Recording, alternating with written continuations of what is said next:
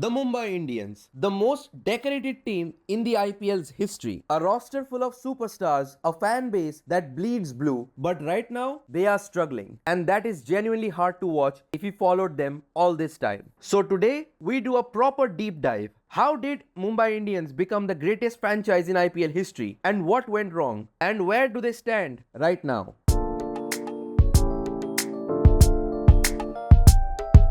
From day one, the Mumbai Indians had the names, had the big guns, Sachin Tendulkar as the icon player, alongside Sanath Jayasuriya, Sean Pollock, Harbhajan, Malinga, and on paper, one of the most intimidating squads in the league. But the results just not quite there yet. In 2008, they didn't even make the top 4. In 2009, third from the bottom. There was talent everywhere, but just no system to convert it into wins. Things started shifting in 2010. They made it to the final for the first time, but lost to CSK. That final mattered more than just a trophy. It was the beginning of the greatest rivalry in IPL and T20 cricket history maybe. And here's a little detail that the people forget. The rivalry started before a single ball was even bowled. Both franchises were in a tug of war during the initial IPL to sign MS Dhoni at the first auction. CSK won that battle, but what followed on the field was 12 years of answering for that loss. 2011, the Mumbai Indians finished third in the league but won the Champions League under the captaincy of Bhajipa. And in 2012, they were knocked out in the eliminator, again at the hands of the CSK. They had the squad, they had the history. They just needed someone to pull it all together. In walked Rohit Sharma. The decision that changed everything. Mumbai trusted Rohit Sharma to lead the side, and this was the same Rohit Sharma who was struggling to hold down a regular spot in the Indian national team. Fighting form, fighting doubts, and fighting for his place, Mumbai saw something in him. And in 2013, it all clicked for them. The men in blue won their first ever IPL title, and Rohit Sharma became the youngest captain to lift the IPL trophy. The final again against the Yellow Army of CSK. The rivalry had a new chapter. And in the same year, Rohit won the Champions League T20 as well, a trophy double in his first season as captain, and his international career skyrocketed. 2014 was about resilience more than for glory. They lost the first 5 matches of their season, then found themselves needing to chase 190 in under 15 overs in their last league match to qualify for the playoffs. And they did so. Didn't win the title, but that chase told you everything about the character of this team. 2015 was also almost comical. Lost their first 4 matches, won the 5th, but lost the 6th again. 1 win from 6, rock bottom of the table, and season over, right? Wrong. This was Rohit Sharma's Mumbai Indians. They qualified second from that position and went on to win the title, the final against CSK again, 2-1 in the IPL finals for MI over the Chennai Super Kings. In 2017, they defended 129 to win their third title. This is a T20 total most sides would be nervous setting, let alone defending, but the Mumbai Indians did it. By now, the odd year theory had become a thing. Mumbai Indians win the championship in odd years, take a breather in even ones, and again win it in the odd. Just like in 2019, the 4th title for Rohit as captain. The final again against the CSK, 3-1 to Mumbai in the finals. Then came the COVID year, 2020. IPL held in the UAE in the September-November window for the second half. A completely different world. And the Mumbai Indians, they were playing in a completely different league of their own. That team, Rohit, Bumrah, Bolt, Pollard, De Kock, Hardik, was probably the greatest T20 unit ever assembled at a franchise level. They beat the Delhi Capitals in the final to win their 5th title. And just to put dominance into context, Delhi was the second best team that whole season. MI played them 4 times and beat them every single time. That is social distancing at its finest. Mumbai Indians became the first team to win 5 IPL titles, while at that point, CSK and KKR had a combined trophy haul of 5. The gap was that surreal. In the 2022 IPL mega auction, this amazing squad was dismantled. Hardik Pandya left to captain the Gujarat Titans, Trent Bolt walked away, Krunal went to Lucknow, and the Mumbai Indians was suddenly a very different side. Weak bowling, no clear plan, and it showed. They lost the first 8 matches of their season in 2022, and 2023 was a different kind of struggle altogether. No Bumrah, no Pollard. Jofra Archer, who they had gambled on, played only a few matches before injury ended his campaign. And yet, with a bowling attack that included Jason Behrendorff, Arjun Tendulkar, Kumar Kartikeya, Akash Madwal, and a well past his prime Piyush Chawla, they still made it to the playoffs. 2023 showed Rohit's genius as a captain. Getting that squad to the playoffs might be one of the most underrated achievements in franchise cricket history. But then came the news that shocked the IPL world. Before the 2024 season, rumors started circulating that Hardik Pandya was returning to the Mumbai Indians and that he would replace Rohit as captain. Rumors became reality and the reaction was something else entirely. Fans booed Hardik openly at the matches. Players posted things on social media that said everything without saying anything, and the rift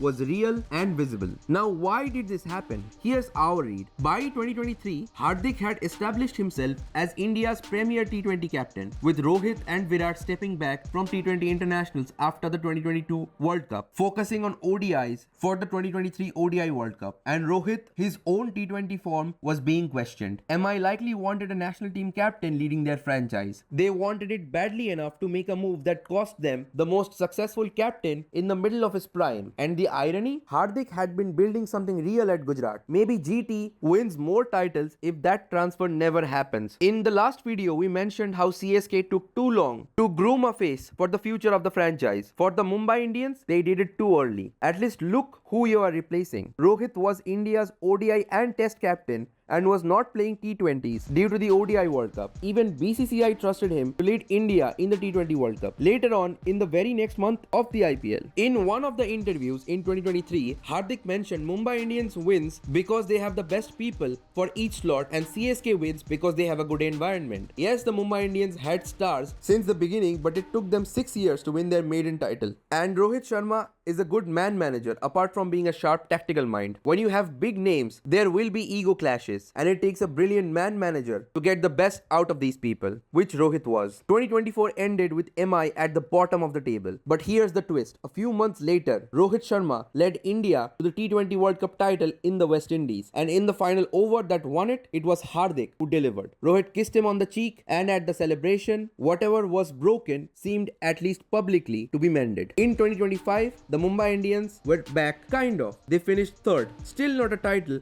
but a step in the right direction. But what has transpired this season? This season is a strange one for the Mumbai Indians. They broke a long-standing curse by winning their opening match against KKR and then proceeded to lose the next 4, which makes you wonder, did they manage to reverse jinx themselves? The moment MI lose a few games, everyone on social media rushes to the unity angle. They've got Rohit, your T20 World Cup winning and Champions Trophy winning captain, Surya, your 2026 T20 World Cup winning captain, but neither of them wants to play under Hardik. Easy narrative, right? But watch them on the field. There isn't a visible crack. Off the field might be a different story though. But these professional cricketers are at the highest level and they know how to compartmentalize. The real issues are simple and harder to fix. Surya is out of form. Tilak Verma is out of form. Bumrah has been economical but hasn't picked up any wickets yet. Bolt is aging and there are problems against spin. But here is the thing. These are form issues, not quality issues. This squad is still full of match winners everywhere. And maybe there's a bigger picture worth talking about. The Mumbai Indians,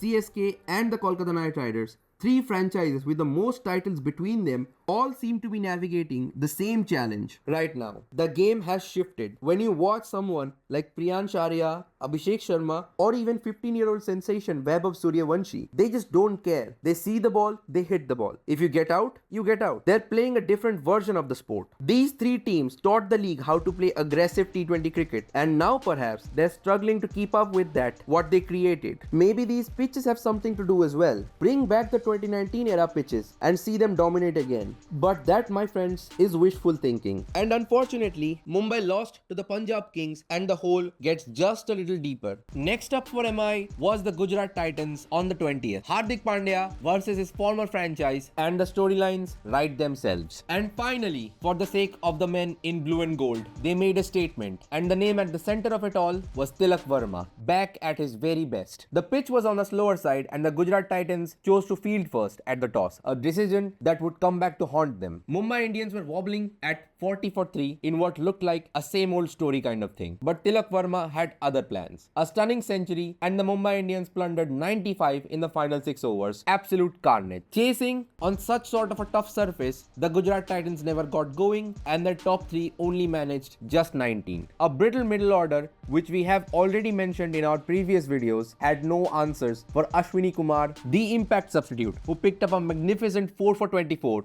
Jasprit Bumrah finally picking up a wicket at the very first ball of the very first over of the innings, and Mitchell Santner, who choked the runs and choked the life out of the GT batting order. Mumbai Indians' second win of the tournament, breaking their 4-game losing streak. And if there's one team that knows how to turn this kind of a season around, it's the Mumbai Indians. History says so, but the question is, will they do it again this time? But with all that done and said, what are your thoughts on the Mumbai Indians season so far? And where do you think they will finish this season? Do let us know in the comments down below. If you've enjoyed this video, subscribe to our channel and like this video. It helps us out immensely. And for now, thank you for watching. We'll see you in the next one. This is Glitch Lab signing out.